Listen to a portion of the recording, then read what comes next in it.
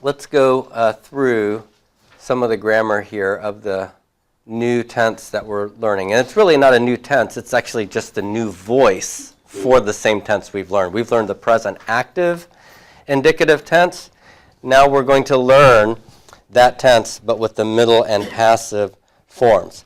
Let's remind ourselves real quickly about what passive means, first of all. Compare that to active, all right? Active voice means what? Actions happen to the subject. Not to the subject. The subject's doing it. That's right. In active, the subject does the verb, okay? In passive, The action's being done to the subject. that's right. The verb is done to the subject. So the subject undergoes some effect of that action by some other agent. Some other agent has performed the action upon the subject, okay? So example,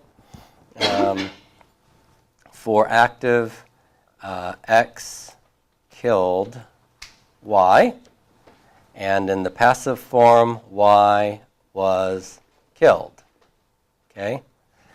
So you can only have a passive verb if the verb, when it's active, is transitive.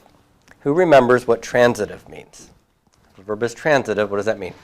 Takes a direct object. The verb will take a direct object. If the verb can't take a direct object, you can't make it passive. Because when you make an active verb passive, the subject is going to have to be affected by that action, right? The action has to pass over to the subject, as it were, the way it would if the active verb being transitive would do with the direct object. So take an example, okay? The verb to kill, pardon my violent examples, to kill is transitive. I can transfer that then to a passive form, to be killed, right? I killed, I was killed. On the other hand, if you take a verb like to die, it's a similar concept, isn't it? But it's intransitive. And I cannot turn that into a passive verb. I died, that's the active form. But I can't say I was died, okay? Unless I'm using die in a completely different way, like colored. So you can only have passive verbs if they are verbs that, when they're active, are transitive. Okay? Now, what we're also going to learn is that in Greek, the passive and the middle voice are the same. So we can't tell the difference. But if you remember, middle voice, well, it's in the middle between active and passive, right? In middle voice, what's going on? The subject does the action. Subject performs the verb, plus somehow the subject is affected by the verb.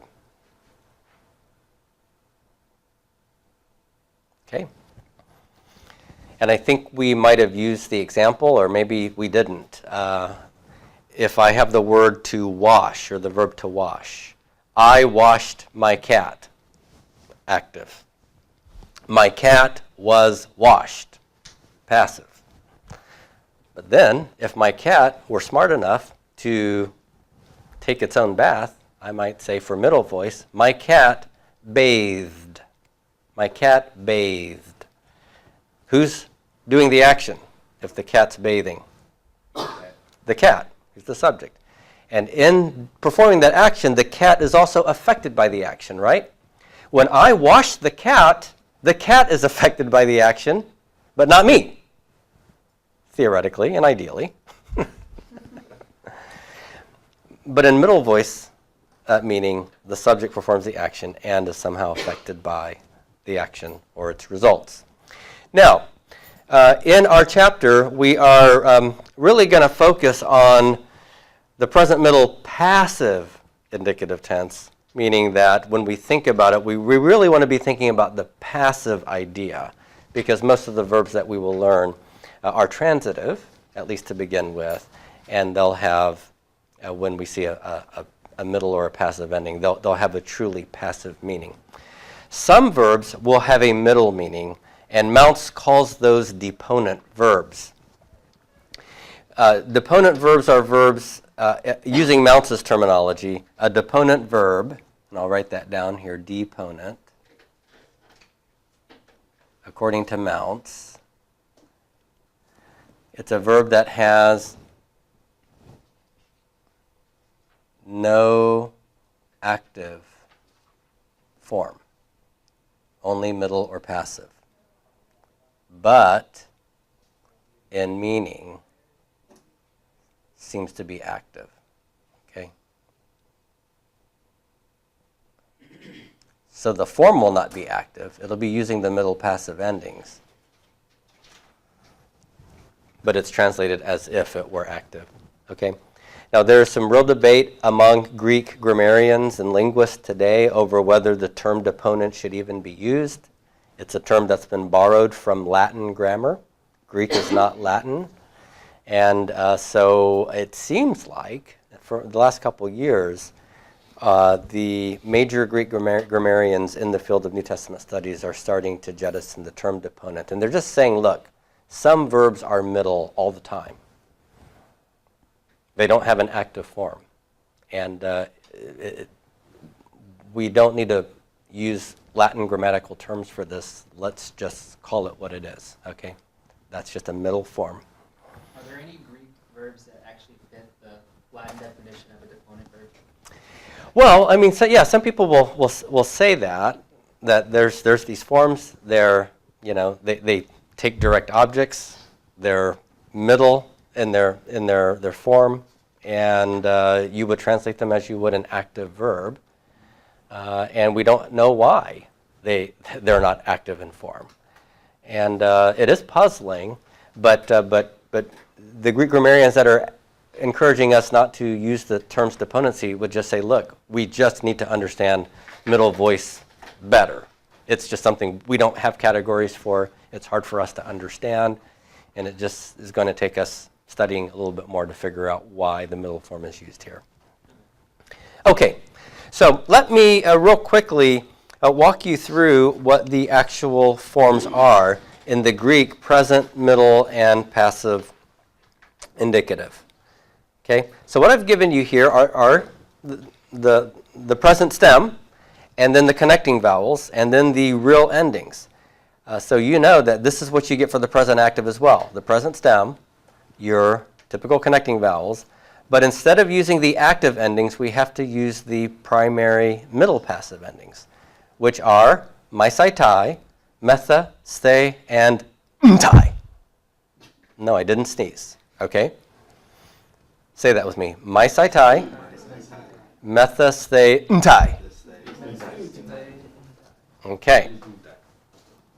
Okay, so looking at our master chart here, on the left side we have the primary tenses. This is the active, and this is the middle passive, and that's what we're focusing on today. I just want you to see that the personal endings that you learned as the original real endings are misiti, mente, nti.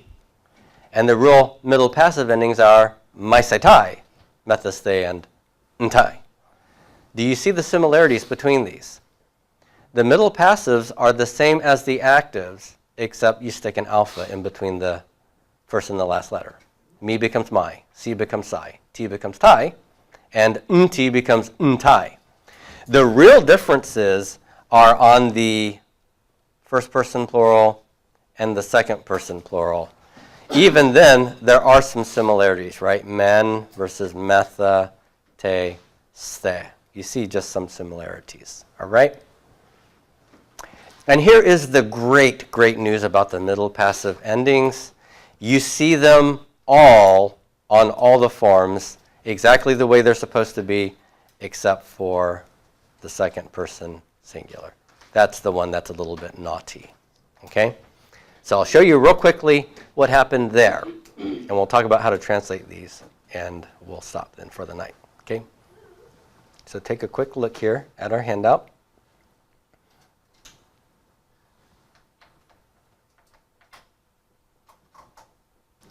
So when you add my to lu-a, you get luamai. That's great. Nothing has to change. Okay? When you add psi to lu-a, lu-si, you have a problem. You have the sigma between the two vowels, the intervocalic sigma. And remember, it falls into Sheol, doesn't it? Or Hades. And you're left with lu-e, not psi, but lu-e-I. What's going to happen here? Well, you learned about contractions, didn't you? The epsilon and the alpha will contract. Epsilon gets there first, so epsilon becomes the long version of epsilon, which is an eta. And this dangling iota will do what? It will subscript, so it becomes lue. So that doesn't look like luasi at all, does it? So that is the one difficulty, second person singular. Everywhere else, we see all the endings we've learned. Luatai, luamatha, lueste, luantai. All the real endings are still there. Okay? So very different than the present active indicative, where we had a lot of modification. So let's just talk about how to translate these. Ready? Let's read these first, everybody. Luamai. Luamai. So if this is truly passive in meaning, it's I am loosed. I am loosed. Lue. Lue. You are loosed. Luatai.